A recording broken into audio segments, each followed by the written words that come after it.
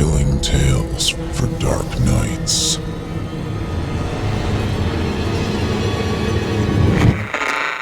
Want to make sure you never miss a Chilling Tales for Dark Nights video again?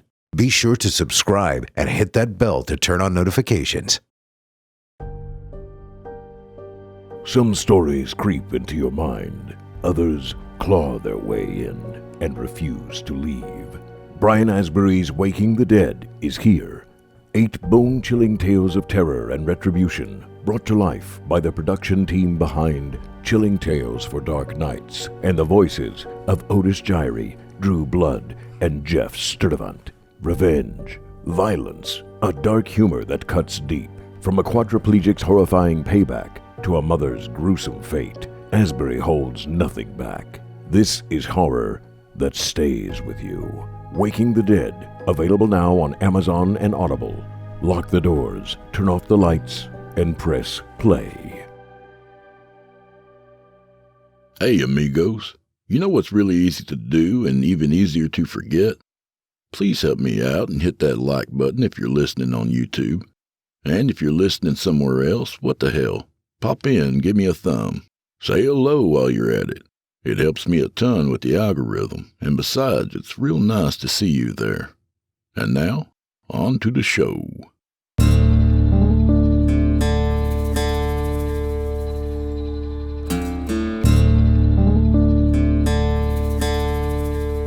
Oh, shit.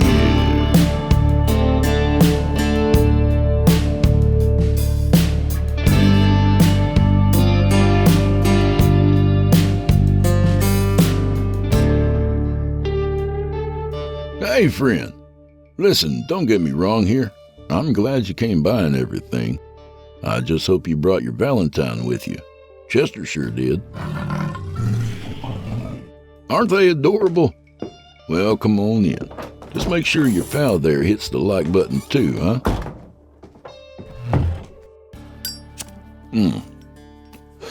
All right.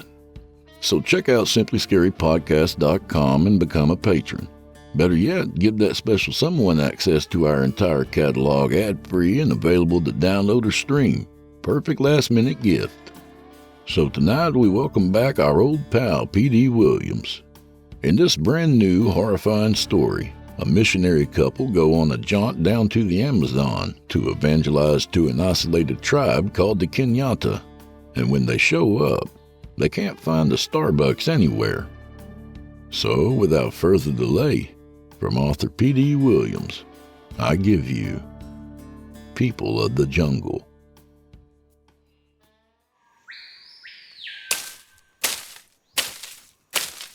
Take care to stay close to me and do as I say. Meat is often scarce here because of predators. This tribe could eat off you for days. Clive, an experienced guide, had been leading Hamish and May, 2 young missionaries, west through the thistle jungles of the southern Amazon basin for the last 2 days. They had entered via the lower course of the Amazon River by way of Brazil, then eastward down a tributary called the Xingu River. The couple found themselves surrounded by the unfamiliar sights of dense fauna and the unsettling sounds of jaguars, ocelots, and scurrying rodents that skittered through the leaf-covered earth. The hot, humid nights made it impossible to sleep, and the incessant buzzing of mosquitoes kept them fanning their hands most of the night. The loud flapping created by the long, leathery wings of cave bats overhead unnerved them. Rabies from a bite or scratch could lead to a horrid death in a desolate place that knew no mercy. The unpredictability of heavy rain showers and the constant humidity that clung to their salty skin like mud left them weak and dehydrated.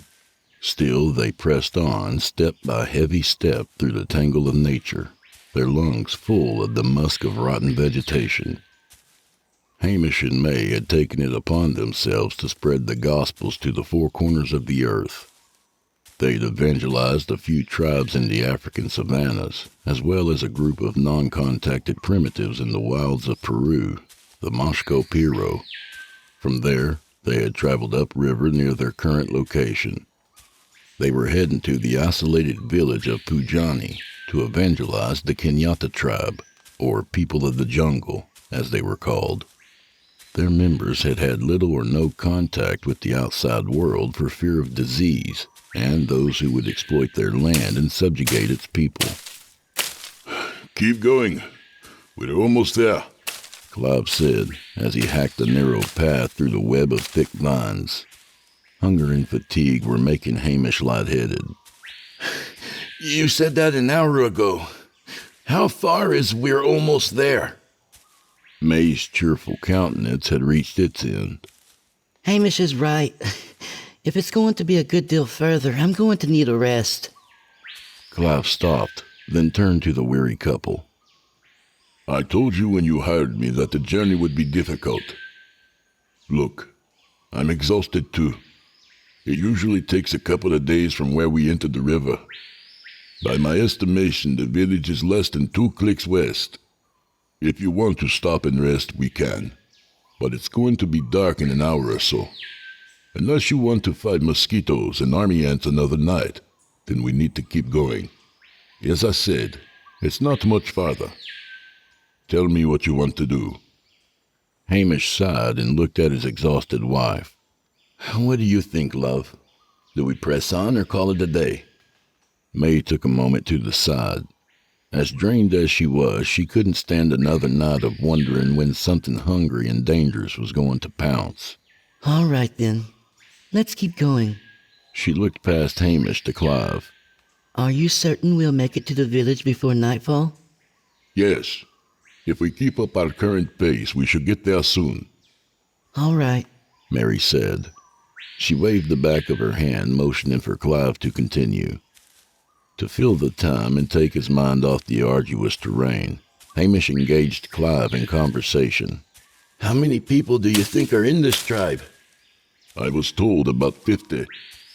that doesn't sound like many. May said. Still, I suppose it's worth our efforts even if we only save a few. That's right. Hamish agreed. God doesn't put a head count on the number of people who can come to him. Clive felt the need to temper their expectations. I understand your reasons for coming here, but you need to prepare yourselves for some resistance. This tribe doesn't always treat strangers kindly. You'll be considered suspicious. They have a name for outsiders. Panjos, not the flattering term. It's imperative that you let me do the talking. I speak a good bit of their language, and know a few of their own who left to work on the mainland. If things go well, they may be open to having you as guests. But if things don't... We'll be dinner and leftovers, Hamish finished. I'm glad you understand the gravity of the situation. What more can you tell us about them? Hamish asked. Clive was flummoxed. Are you telling me that neither of you researched this tribe before you came out here? To the extent that we felt we needed to, Hamish answered. We are more concerned with saving these people than taking days to learn their customs. That's why we hired you. What haven't you told us? How much danger might we be in? Clive hesitated. He didn't want to terrify his clients, but he also didn't want to allow their ignorance to put them in harm's way. The Kenyatta have a tendency for violent behavior. Although they grow vegetables, harvest bananas and other fruits, they are largely carnivorous. The hunters in the tribe track and kill monkeys, wild pigs, and so on. This puts them in competition with the apex predators in the jungle. When the meat and flesh of wild animals is scarce, the Kenyatta have been known to turn to cannibalism. Hamish felt chilled, finding it difficult to imagine that kind of savagery. Humans eating other humans. May stopped in her tracks, her pallid face contorted in fear. Oh, Heavenly Father, you must be exaggerating to scare us. We understand the inherent dangers involved in communicating with the Kenyatta. You needn't scare us unnecessarily. Although he dreaded the answer, Hamish forced the next question. How do they decide whom to eat? Are you familiar with the term wanadi? No. What is it? They are the physically and mentally handicapped people that are not capable of contributing to the group. They are kept together and apart from everyone else. They are the first to be sacrificed. Good Lord. Who makes that decision? They are governed by a matriarch who guides and protects them. Historically, she is a descendant of generations of hardened warriors. If there is any one person to fear and placate, it's her. Alaric is the name of the current queen. It means noble ruler. I was told that although open-minded, she has no compunction toward killing, and will do so on a whim. We have to tread lightly. That's why you need to trust me to handle things. Despite her best efforts, May remained shaken. You're sure you can reason with her, right, Clive? I guarantee nothing. I'm only here to make the introductions and to translate. The rest is up to Alaric. If you two want to turn around and go back, we should do that sooner than later. It isn't wise to let the Kenyatta know strangers are near. It's safer and smarter to get out while we can. Hamish and May were mute. Doubt burrowed through their minds like snaking tentacles. The fear of being hacked to death and consumed was a possibility that they hadn't fully prepared for. Clive stopped in his tracks.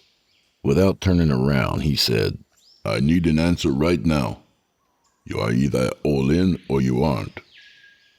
If you have even a scintilla of doubt, tell me now before I put my life and yours on the line. Well, Hamish asked May. which way do we go? Back or forward? He saw a familiar look on May's face, one of worry but also resolve. Forward. As you wish.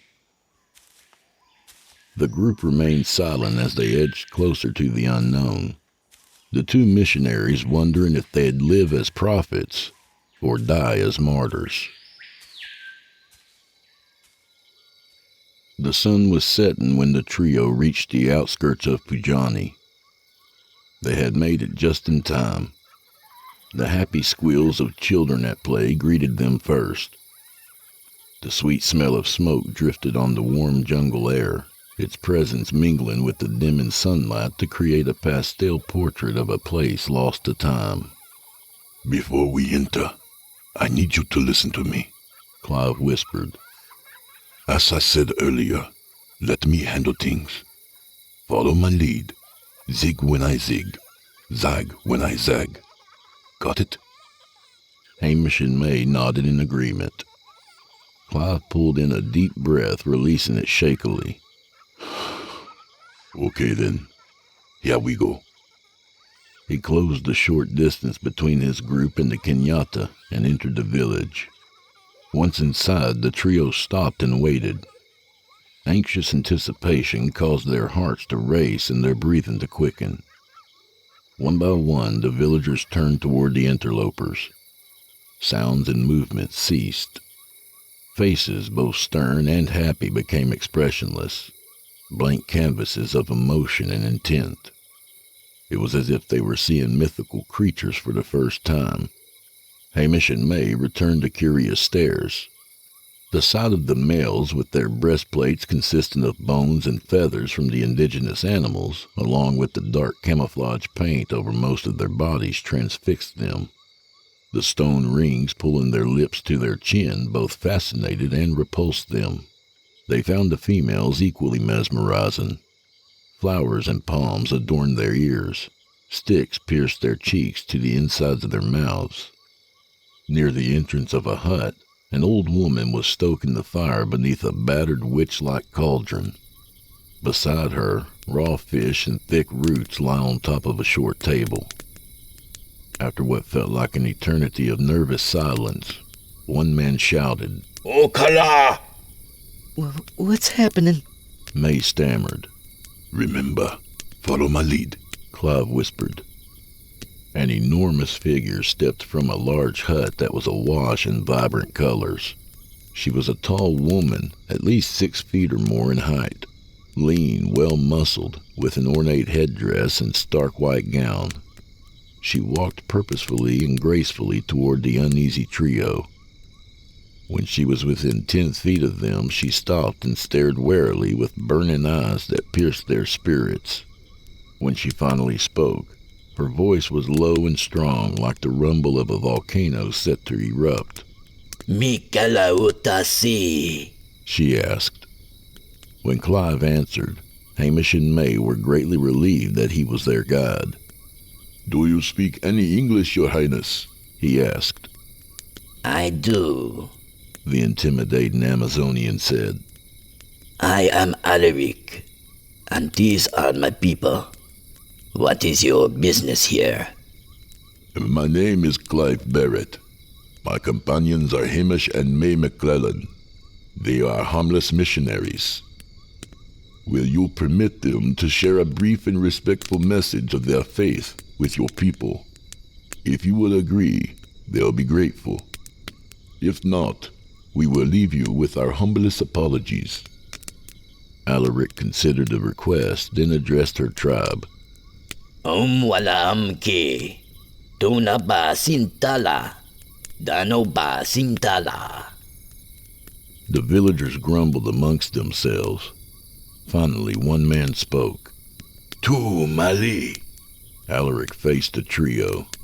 My people are open to your words.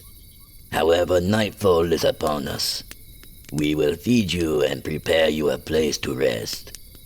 Tomorrow you may speak to them. To Clive's chagrin, May spoke. Your Highness, I thank you for your kindness and hospitality. We promise not to be any trouble to you or your wonderful people. Alaric smiled. I like this one, she said. She clapped her hands together twice and activity resumed as she strode toward her majestic hut.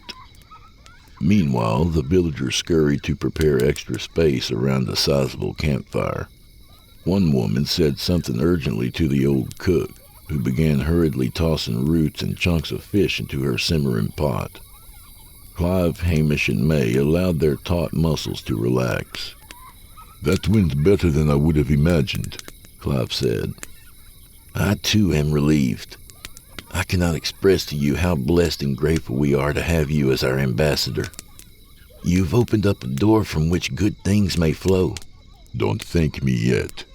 We haven't completed your mission. May smiled in a way that made one think her whole body was smiling as well. God's will has found a way. I have every faith that He will give us the right words, in the right way, at precisely the right time to deliver these poor ignorant people to salvation. Thank you, Clive. Is there anything else that you feel the need to share with us? Hamish asked Clive. Yes. Accept whatever they give you. Do not ask for seconds.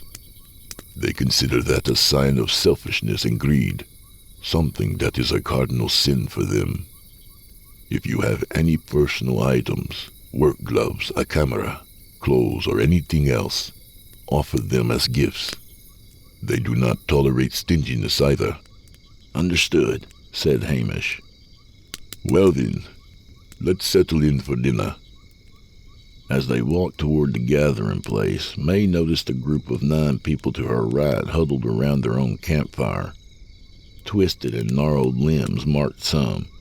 Others, with vacant stares, grunted and drooled. Her appetite waned as she realized that in times of need, the sequestered villagers would be part of the tribal meal. After they had eaten, Hamish and May received a small hut, offering only enough space for sleeping. Clive slept outside on a hammock of woven vines tied between 2 trees. Give me a hand with the sleeping bags, Hamish said to May. May wordlessly unfurled hers, then placed it next to Hamish. Hamish noticed her quiet demeanor. He had sensed something amiss at dinner, and he observed May picking at her portions. Is there anything you'd like to tell me? He asked nonchalantly. May sighed heavily. Well, since you ask, there is. I feel sorry for those poor individuals whom the rest of the tribe is ostracizing. It breaks my heart. Hamish, how can we minister to these people when their hearts are filled with such casual cruelty toward the least of them? The question embarrassed Hamish. He'd given little regard to the plight of the infirm members of the tribe. He processed his thoughts before answering. Perhaps love, by teaching the Kenyatta about grace, mercy, and compassion, will open their hearts. Then they'll begin to see the others through the eyes of a loving God. It's the best we can hope for. Do you agree? Yes, I suppose you're right. May God imbue us with the ability to soften their hardened hearts. Well then, if we're to preach the gospel of Christ, we'll need our rest, Hamish said before crawling into his sleeping bag, while May did the same. In the darkness, May lay awake while Hamish slept. It troubled her that doubt and fear were infringing on her faith. Free me from my worries, O Lord, she thought. But despite her trust, it concerned her that God, as he has on some occasions, might choose to leave her to the whims of the world. The sound of activity awakened Hamish and May just before sunup. May yawned and stretched.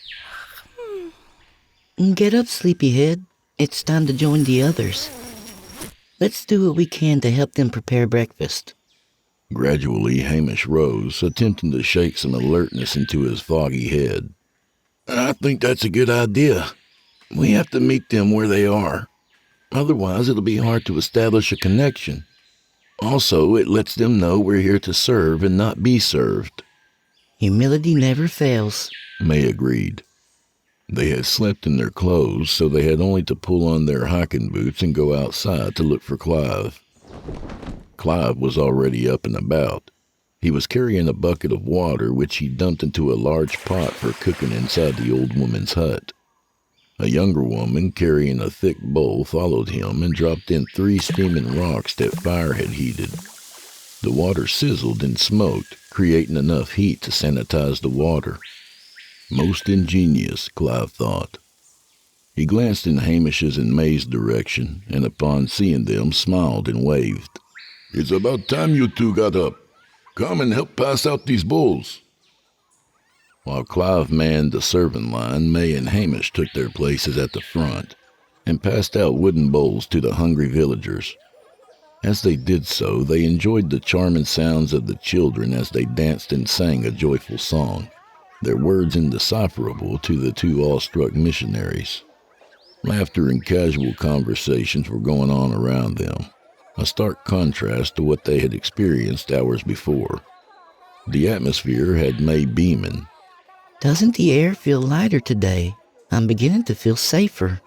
Perhaps the Kenyatta are starting to accept us. Whereas the children delighted in the arrival of the strange white people, the adults continued eyeing them with suspicion. They appeared repulsed as they took the plates from the hands of Hamish and May, 2 of 3 people whom they considered dirty outsiders.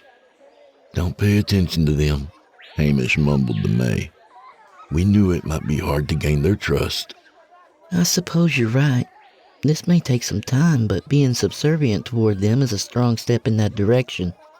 Clive, who had been helping prepare the meal, joined Hamish and May. I told you that you might not get a hero's welcome. Just lay back and give it some time. As soon as the last of them have been seated, we'll be allowed to join them. May looked distressed. What, by the way, are we going to be eating? It's a kind of stew. It has chopped yucca roots, potatoes, and meat. Smells pretty good, actually. Before we partake, I want to count the infirmed, May said. Yesterday I counted 9. I agree with May. I don't much care if we offend them or not. We are not eating humans. Clive understood their apprehension. He felt it too. Wait here. I'll sneak over to their camp and do a quick head count. An older man noticed the couple's hesitation. Pulama! He shouted, waving them over. What should we do? May whispered. Pulama! The man repeated, his annoyance on display. Hamish leaned close to May. Let's head in their direction. Clive should be back soon.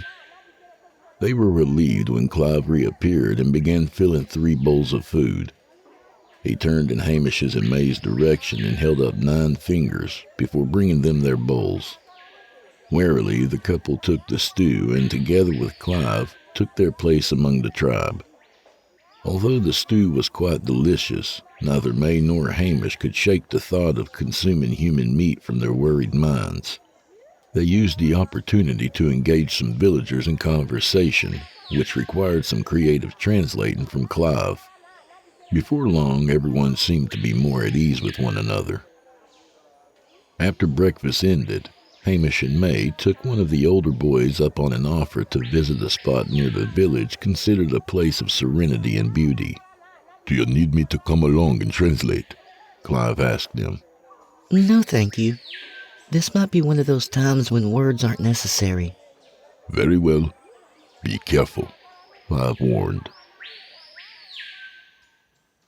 Hamish and May followed their guide down a worn, narrow path for about 10 minutes until they reached their destination. There they beheld a splendor that few humans might ever see. A babbling stream gurgled a soothing song that quieted their spirits. The late morning sun cascaded through the ceilings of trees, creating an ethereal glow matched only by the glorious light of heaven. Colorful toucans hopped through the sloping tree limbs, singing their own special hymns, glorifying the sublime elegance of nature. Oh, Hamish, could anything be more beautiful than this? May asked, her voice full of breathless wonder. I don't have the words, Hamish confessed. It's as if God has been here all along. The guide spoke in a reverent whisper. Hayakun Malakhe? I think he might be asking what we think of all this, May said. The child motioned them to follow him to the bank of the stream. There he took May's hand and placed it in the cool, clear water. She gasped as a chill rushed through her like a cold current.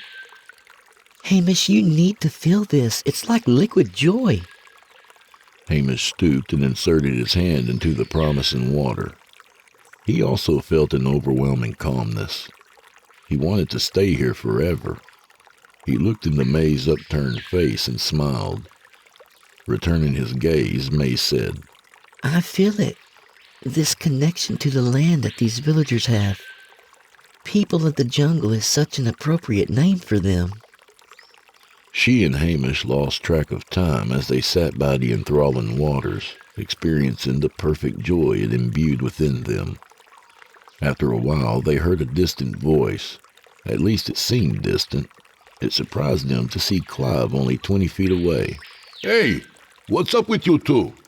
The folks are asking about you. Do you want to preach or not? Snatched from their reverie, Hamish and May joined Clive and returned to the village. With his Bible in hand, Hamish encouraged the villagers who had gathered to listen to recognize and follow the mighty creator of their land and waters. Clive, translating, matched as best he could the conviction of Hamish's words. Though many of those in attendance were interested in hearing more about the great and mighty God of whom Hamish spoke, others shook their heads in disbelief, annoyance, or both, and walked away.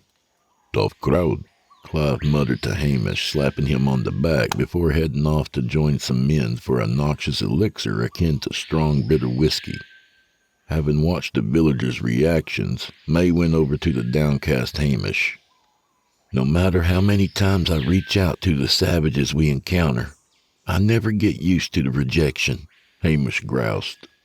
God's will in God's time, May reassured him. I think I need some time alone with Scripture. Perhaps inspiration will strike, said Hamish. I'm going to head back down to that wondrous stream, May gushed. There's something special about it. Something almost holy. Hamish pulled her close to himself.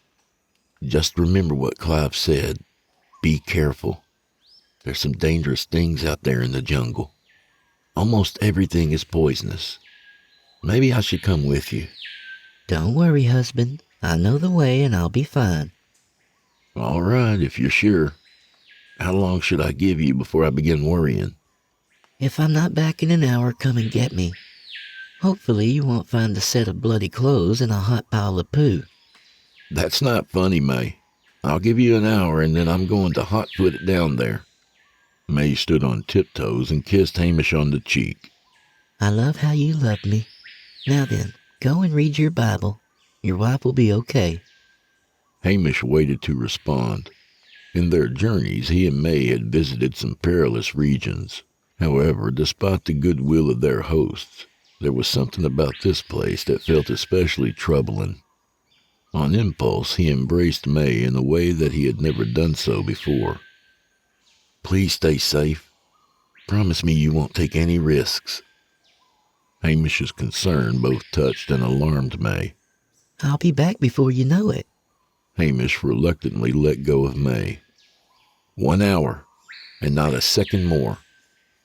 May smiled with sweet gratitude for the husband who worried for her. 1 hour and not a second more, she repeated. Hamish took a few steps back and watched his bride head toward the trail that led to the sacred stream. "Father, please watch over my love." May took her time edging down the slight slope to the glittering stream. She dipped her hand into the swirling water and closed her eyes. A sensation of serenity bubbled up from her heart to her mind, an uninterrupted psalm of praise and veneration. As the calming waters washed away the world around her, she became so entranced she did not notice the short, thin green snake that was swimming toward her. The agile reptile glided with the purpose and elegance of a skilled hunter. Its stealthy movements allowed it to approach its prey with lethal effectiveness. Within a moment, it attacked. Feeling like the prick of a thorn, minuscule fangs pierced the web of May's hand, making her jerk it back with a yelp. She examined her hand and saw a smidge of blood oozing from 2 small punctures. Searching the water, she noticed the snake drifting downstream like a floating twig. In seconds, she felt the tempo of her heartbeat increase and her breathing labor. Oh my goodness, she thought. Was that thing poisonous? She remembered with panic the warning that Hamish had given her not so long ago. "Almost everything is poisonous." I need to get back, she gasped. The jungle swirled like a carousel when she stood. Nausea rolled through her insides and up to her throat. She bent over and vomit poured from her, its consistency thick like oil. Oh my God. Oh my sweet Lord, she mumbled through her trembling purple lips. Her quaking body swooned before her knees betrayed her. The world went white, and she collapsed to the muddy jungle floor, where she moved no more. It had been well over an hour, and May had not yet returned. Hamish sprinted into the jungle to search for her, fearing that she had somehow gotten turned around in the thick foliage. "May! May!" Hamish shouted. Only the soft sounds of the jungle answered him. He grew anxious. Clive, who overheard Hamish's frantic cries traveling through the jungle, woke from his drunken fugue and ran toward the shouts. He stopped at the head of the path to the stream and listened. "May! Answer me!" he heard Hamish shout, the terror in his high voice cutting through the air. Hamish arrived at the stream to find May crumpled in a motionless heap. "Oh no! May!" Hearing Hamish's anguished cry, Clive shouted, Hamish! Where are you? "Clive, thank God! I'm beside the stream! It's May! She's hurt! Please hurry!" Panting from adrenaline, Clive barreled toward Hamish's desperate voice. When he arrived, he found Hamish holding an unconscious May in his arms. He was rocking her back and forth, weeping and gasping. What happened? Clive asked. "I don't know. She told me earlier that she was coming here to relax. When she didn't return, I came looking for her. She's so cold and pale. Do you think she might be dead?" Clive leaned past Hamish, pressed his fingers to May's jugular, and waited for a pulse. He was relieved when he detected a faint thump of life. I feel a pulse, but it's very weak. We need to get her back to the village immediately. Someone may be able to give us answers. Do you think you can carry her? It isn't far. Hamish wasted little time carrying May back. He and Clive had not been in the village long before a male tribesman went to them. My wife, she's very sick, Hamish sobbed. Please help. The man looked to Clive for a translation. Clive obliged by saying, Kelamug, Danai Pilati. Udalamum, the man said, motioning to a nearby hut. Clive turned to Hamish. He said to follow him over there. The man entered first, followed by Clive and Hamish. Lay her on the table, Clive instructed Hamish. After Hamish lowered May's limp body onto the table, the man asked Clive about the incident. Palahe Suniit. Clive repeated to him what Hamish had said about the discovery of May.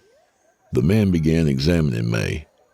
He stopped when he saw the trickle of blood on her hand.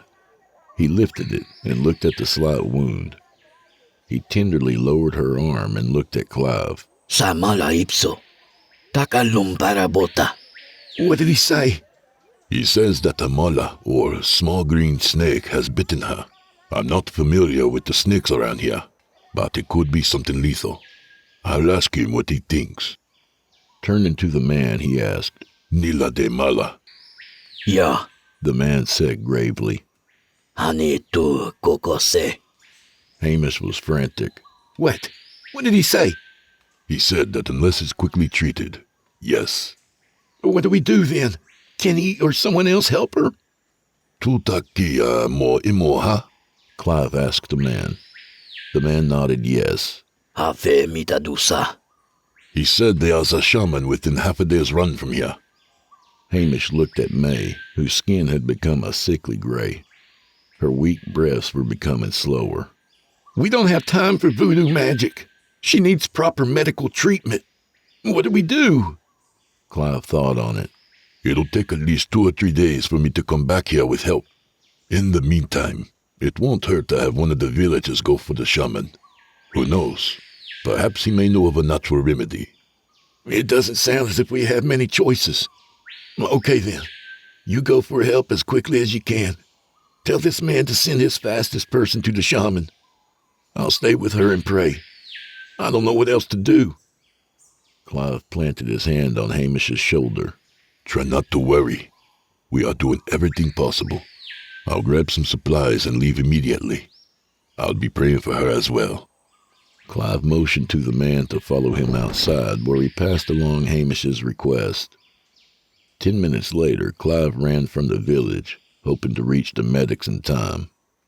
Shortly after Clive left, the man from the hut sent a tall, athletic-looking girl to fetch the shaman. Inside the hut, Hamish held May's loose hand in his and prayed more fervently than he ever had before. Please, Heavenly Father, heal her of the sickness. Please don't take my wife. He began weeping uncontrollably, not only at the thought of losing May, but that the God he served might say no. Shortly after Clive and the girl left to find help, Alaric stepped inside the hut where May lay ill. I was told a mala bit your woman. How is she?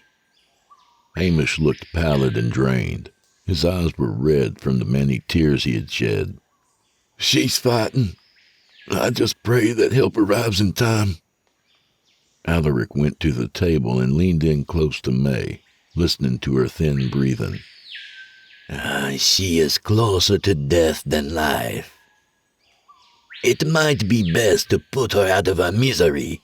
Without warning, Alaric yanked a large knife from a sheath attached to a ceremonial belt and raised it over May. Terror ripped through Hamish. No! Wait for the shaman to treat her! Please, show her mercy! Alaric laughed. You weak, foolish banjos. That is what I was doing. Fine. If you want to wait on the shaman, so be it. But understand that it might well be your kindness that kills her. Alaric returned the formidable blade to its sheath, then left. Hamish felt as though he might faint. He had never known such terror in his life. He knew Alaric and her tribe could be brutal, but experiencing it firsthand was horrifying. Despite his fear, he stood watch at the entrance of the hut, wondering what he would or could do should Alaric return with violent intentions. Lord, give me the strength and the courage to protect my wife, and please send help to her soon. Just before nightfall, Hamish heard a commotion at the edge of the village. He stuck his head out and saw members of the tribe surrounding a small, skinny man. Given the reverential way that people were treating him, Hamish surmised he was the shaman.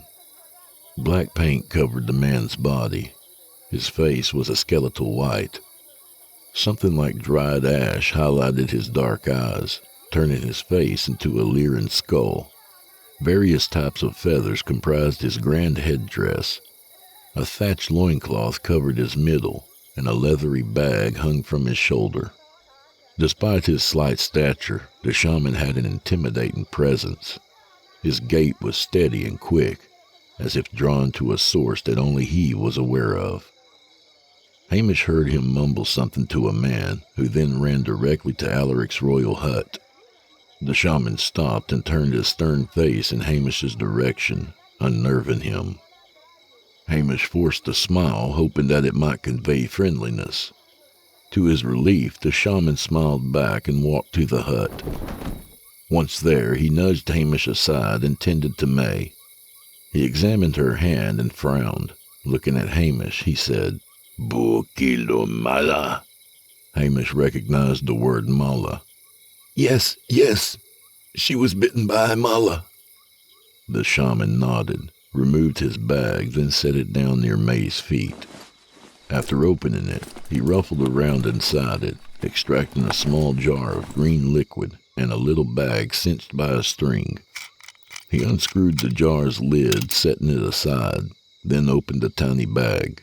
"Keula mataya nowo," said the strong feminine voice from the doorway. Tamun mala, say tulata, the shaman said to Alaric. Wanzabi gur muahe.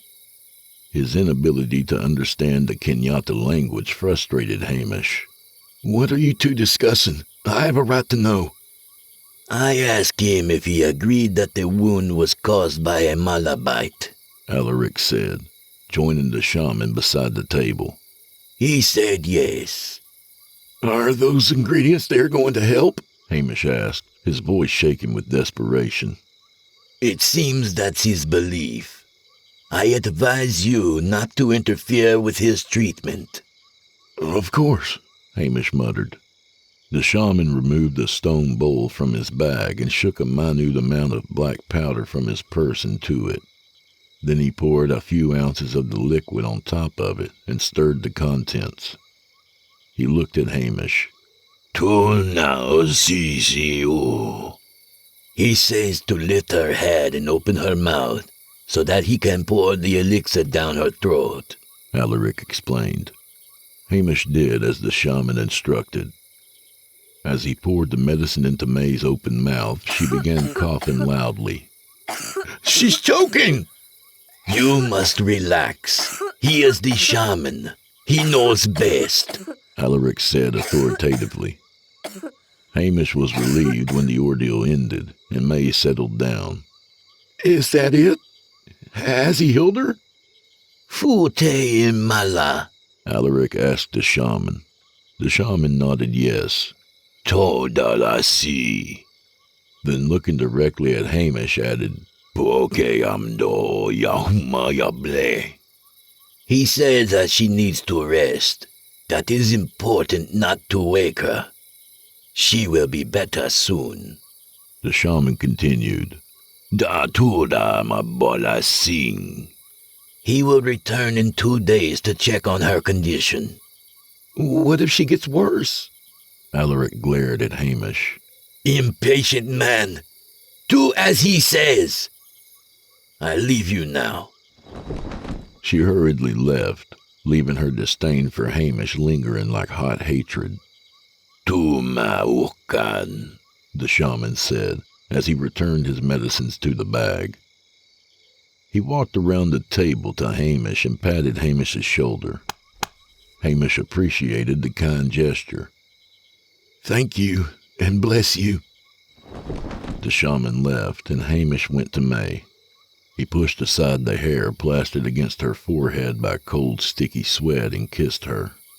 It's going to be okay, he whispered to her. I'll not leave you for a second, my love. Throughout the night, he stood faithfully by May's side, stroking her hair and silently praying. After a time, his worry and weariness overtook him. He settled onto a chair where he soon fell into a deep slumber. A few short hours after sunrise, May's loud wheezing woke Hamish with a start. He bolted to her side. May! May! What's wrong? Somebody help! For the love of God, somebody help her! No sooner had he yelled than two women rushed into the hut. Judging by the look of bewilderment on their faces, he understood they did not understand what he was attempting to communicate. He pointed at May, bellowing, Can't you see she's in a bad way? The women finally understood what Hamish meant. One of them went to May and felt her forehead. She looked at her counterpart and said, Po nuna bida mone. The other woman only shook her head. To Hamish, her countenance appeared to be one of melancholy. Suddenly, May fell quiet. No, Hamish huffed. He pressed his fingers against May's wrist to check her pulse, but didn't detect one. Next, he held his hand under May's nose, but felt no breath. Hamish stepped back and looked at May with eyes brimming with his heartbreak. His mind wouldn't allow him to think the worst, but his heart knew that she was gone. No.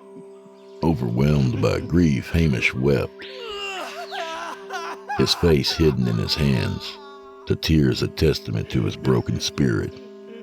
Understanding what had happened, the women slipped from the hut. Hamish bawled for hours. He felt helpless and confused.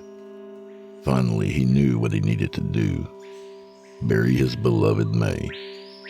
He decided on the place where she had found the most peace this side of heaven. Gathering a small spade from his backpack, Hamish returned for May's body. With a spade in hand, he lifted her in his arms and carried her to the beautiful stream. Under the deep shade of a lush tree, he dug as deep a hole as the tree roots allowed and laid May to rest. As he filled the grave, he fought the temptation to curse his creator. But if the devil had planned for Hamish to turn his back on God, then he had failed.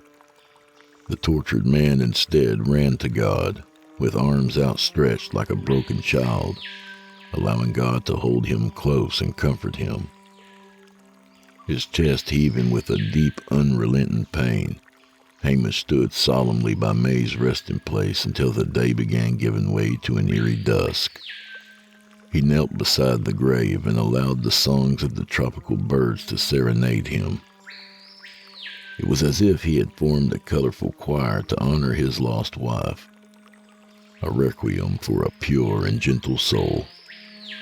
Hamish caressed the mound of rich black earth. I won't be far, my love. Sleep well. I'll be back in the morning to sit with you a while. Hamish took the spade and traveled back to his borrowed hut in the village, where he remained awake most of the night. When morning came, a loud wailing outside his hut surprised him. It was loud and lugubrious, a primitive funeral dirge. Hamish stepped outside and saw that a group of women and girls had gathered. They had smeared wet ash over their faces and were swaying and moaning. From the corner of his eye, Hamish noticed Alaric approaching. As the queen stood beside him, she looked admiringly at the women. Our people are very emotional in that we do not hide our anger, joy, or grief.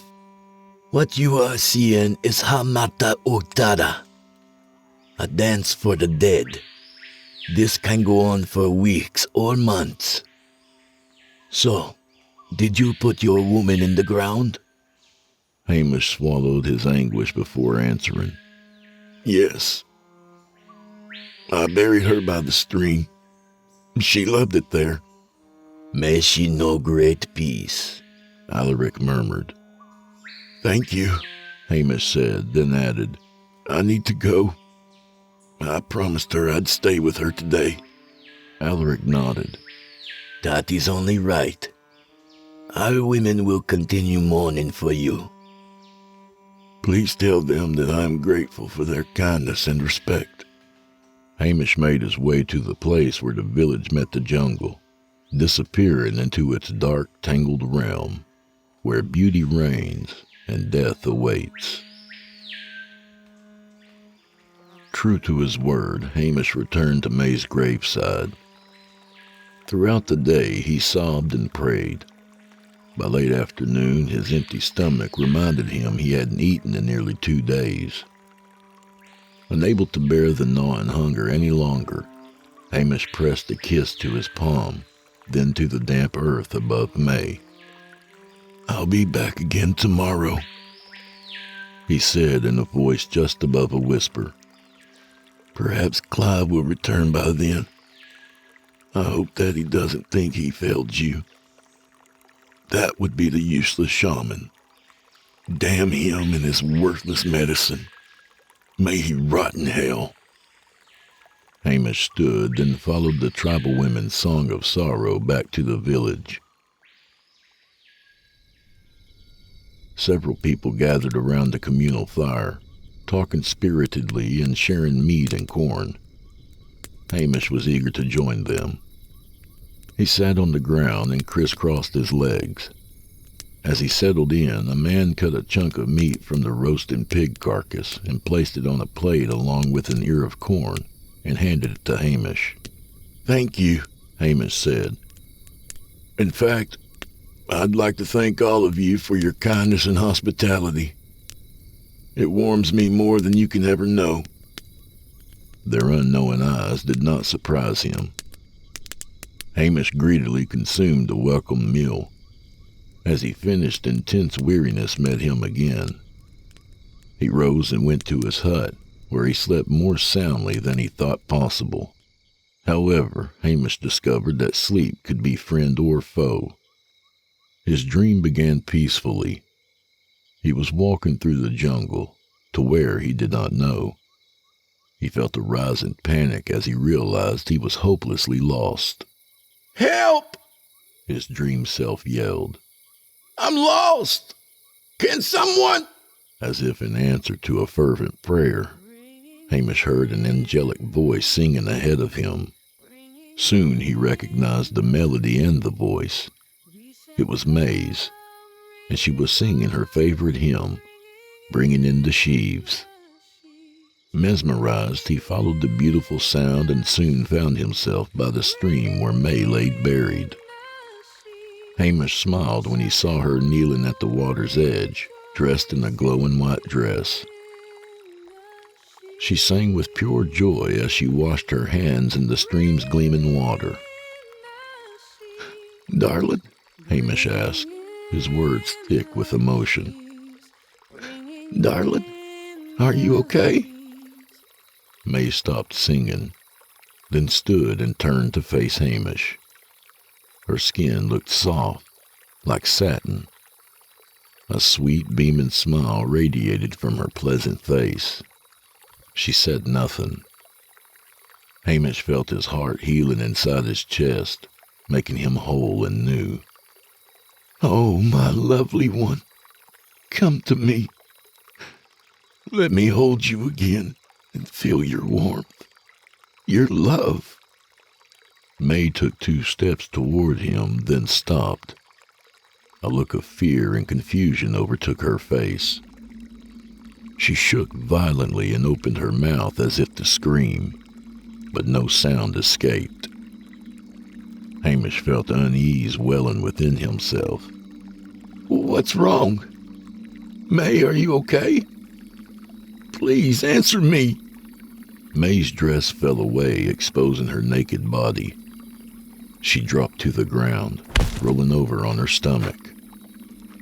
Hamish stared in horror as her body began twisting in horrific ways. Under the sickening sound of crackling bones, her spine curved, her legs fused together, and her arms melted into her sides. Light green slime oozed from her skin, and May's body became gnarled, forming an S shape. The sickened man nearly regurgitated when a long forked tongue emerged from his sweet wife's mouth.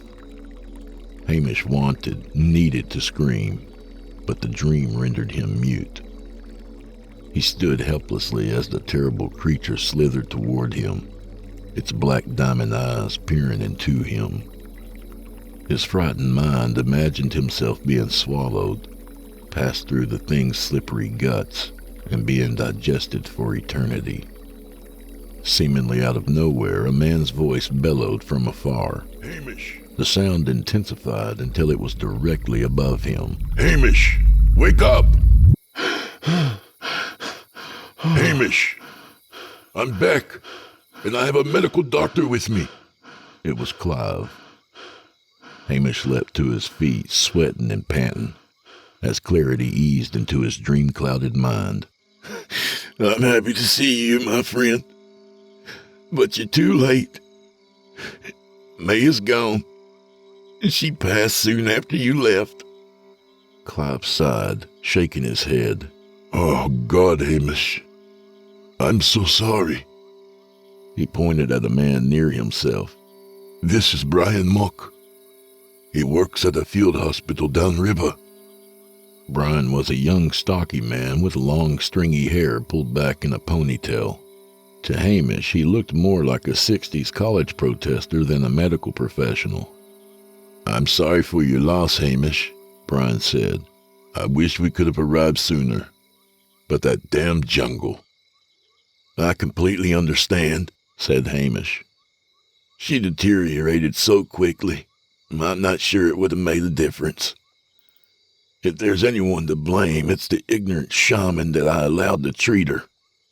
He gave her some kind of magic voodoo elixir that was supposed to heal her. All it did was make her suffer more. For all I know, it may have hastened her death. You mustn't blame yourself, Clive said reassuringly. You had no way of... Unexpectedly, the shaman entered the hut, eliciting an angry outburst from Hamish. That's him! That's the charlatan who tricked me into believing he could help! The shaman appeared troubled and confused by Hamish's ire. I wanam pokara ute. Said to gona, he asked timidly. What did he say? Hamish yelled to Clive. He asked how is May doing. He wants to know why you're angry. Hamish's face was a red mask of rage. Tell him she's dead. Tell him his magic cure is garbage. Poison! Tell him! Clive translated Hamish was upset by May's death and that he blamed the shaman's treatment. Although the shaman understood Hamish's emotions, he disagreed with his point of blame. Kudala, he said to Clive. Mana o tituke, tamuna losa deo. He says the medicine was not lethal. He says he told you to let her rest and that he would return to check on her. According to him, she should be fine by now. He'd like to know where you moved her, so he can show you. There's no point to it. I'm certain she's dead. I checked her pulse and respiration. There was neither. I did what I felt was right. I buried her. After Clive conveyed Hamish's account, the shaman became angry. He shouted furiously. No! Clive became ashen and leaned against the wall, his knees buckling. What's wrong, Clive? Hamish asked tensely. Tell me what's going on. Clive struggled for words. When he found them, he chose each carefully. To make the medicine more effective, and to slow the spread of the venom, He used a strong paralytic to temporarily lower May's breathing and heartbeat. Hamish's stomach roiled. His body shook. Are you Telling me? Oh, Hamish, Clive mumbled.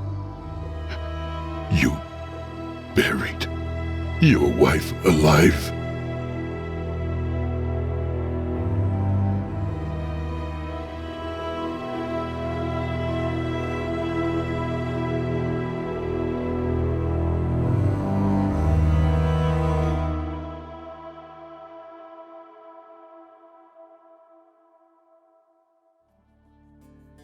And that was People of the Jungle by author P.D. Williams.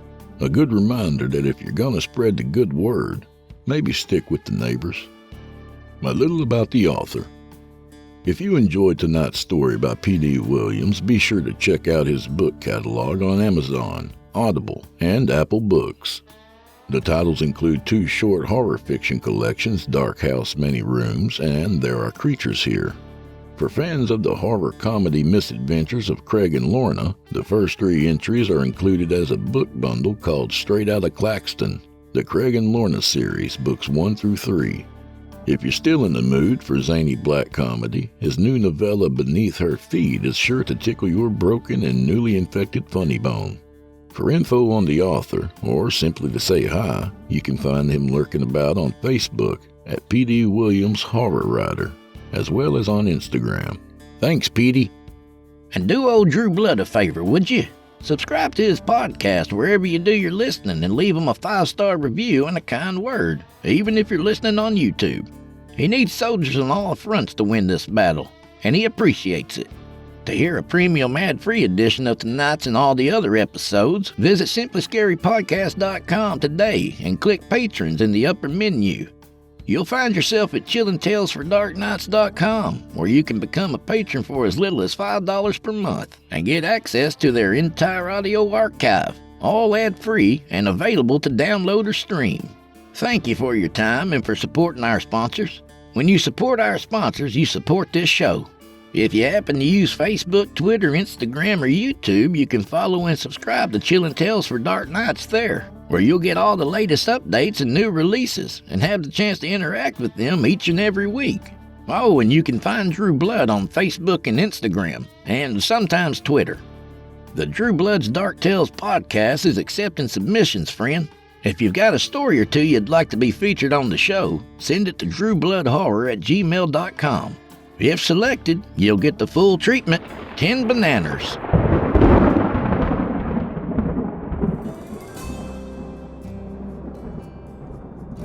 Well, I'm afraid this is where we part ways, at least till tomorrow. Come visit me on the Sinister Somnolence YouTube channel for my new show, The Crimson Hour, every Saturday night at 7 Central. Meanwhile, you two grab a couple drinks for the road, and if you left your Valentine at home tonight, I hope you enjoy the couch. Try the cemetery down the road for some free flowers. May the wind be at your back, and may the road rise up to meet you. Hit that like button on your way out, would you? And until tomorrow, go fuck yourselves.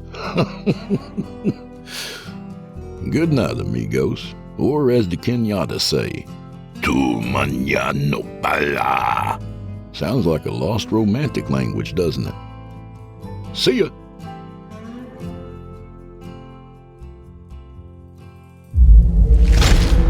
Chilling tales for dark nights.